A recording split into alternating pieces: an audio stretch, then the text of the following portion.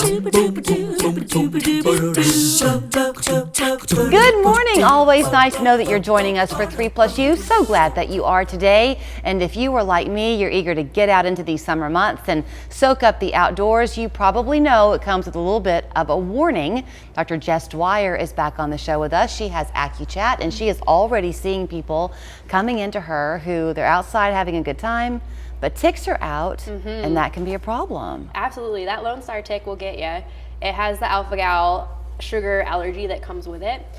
So what that means is if you get bit by that tick and it's carrying the alpha-gal syndrome disease, you will become allergic to all mammal meats. So that's steak, pork, lamb, goat, a lot of other mammals, and it can also be found in dairy and your gelatin capsules, which is what they use for pretty much all medications. So you were setting up, and we were talking about what you wanted to discuss today, and the coworkers in the studio who said, I was bitten by a Lone Star tick over the weekend. You began to tell him some things to watch for. Stomach issues is one. What are the warning signs? Yeah, one of the earliest signs are like those generic stomach issues. So stomach cramps, kind of more diarrhea. It could be constipation, but that's less common. Just generally feeling ill or inflamed or not at ease, I guess is the best way to say it. Kind of like your generic IBS, right? Okay. Like it just kind of starts out of nowhere. You can't figure out what's triggering it. And over time, people typically find out it is related to meat. So will those symptoms be triggered when you eat meat? Yes, or anything with the alpha-gal in it.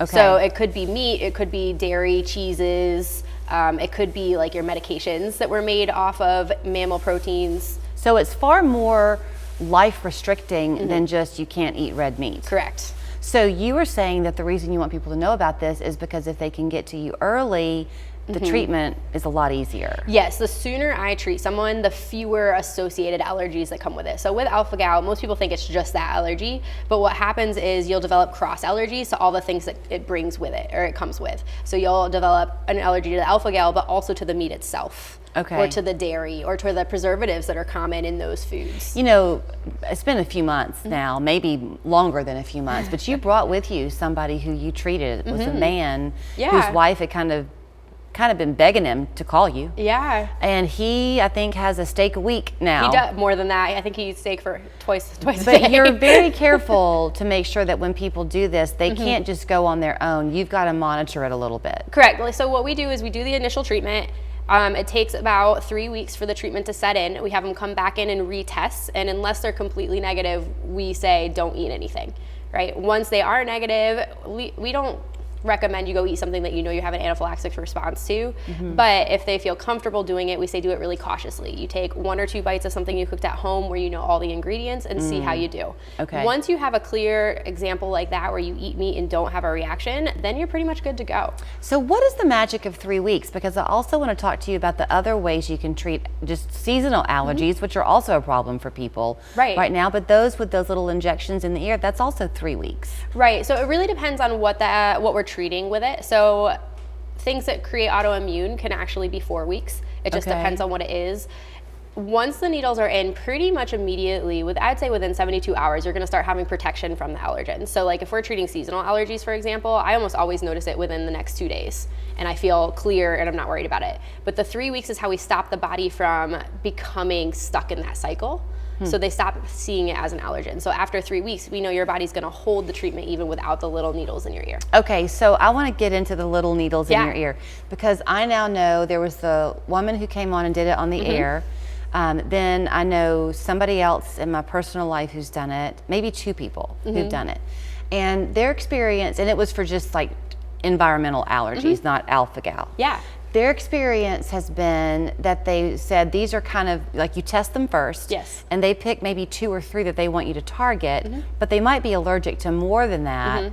So then you maybe go back and address the other problems. Yeah, we do multiple rounds. So unfortunately, Chattanooga is the allergy capital of the US. So we have a lot of allergens here, and it just takes a little while to get through all of them. I can do, depending on someone's ear, anywhere from 15 to 20 allergens in one session. So we try test, you mean, or to treat? Treat. Okay. We can test around 20 without starting to get false positives. So we get that 15 to 20 in, and then they keep them in for 3 weeks, and we do the next round. So it takes about 5 sets, we'll say, to do all of the seasonal allergies that are common to Chattanooga. Okay. So when people take allergy pills for daily for years. Yes. Does that wear on your system? It does, yeah. So your body, even though you're taking the antihistamines to help prevent the allergies, your body's still trying to fight the allergen in your system. So you're constantly producing more and more and more, and it just wears you out a little bit. It also, any medication you take or supplement, doesn't matter which, will affect your liver and kind of wear down that process of cleaning out your blood and everything like that. So when people come to you for the first time, I imagine that you get two types of people.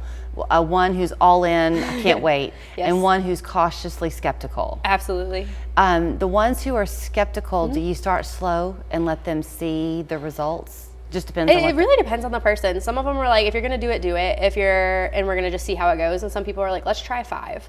Usually when it's somebody who's skeptical, I'm gonna choose like the whole set of something, because you're not gonna see results if you only treat a part of it. So let's say cats or dogs, for example, right? Each of those has 5 or 6 components to the allergies: dog hair, dog skin, dog saliva, urine, feces. Like, you have to treat that whole bit in order to clear out the whole allergy. So if I only treated cat hair, but they're also allergic to cat skin, they're still gonna have a reaction. Okay, of course you treat things other than allergies Yes. at AcuChatt. Absolutely. Fertility, aches and pains, all of it. And you can book online. Yes. If you're doing the allergy side of it, don't you need to know that because it's a different appointment? We do need to know that. So we do recommend you call in for the allergy side, because you have to go through our office manager to schedule that one. Okay, are you booked out for a while? We actually are we're opening in the end of July and some of June. Okay. We're adding more hours, so we're a little bit faster right now. All right, then here's how you can quickly get in touch with them. It's AcuChatt.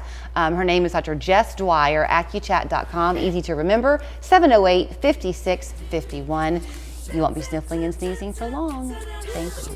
You're welcome. Hi, I'm Trevor. Welcome to the Hemp House. Let me show you where the treats are. Our selection of local products allows the Hemp House to bring a little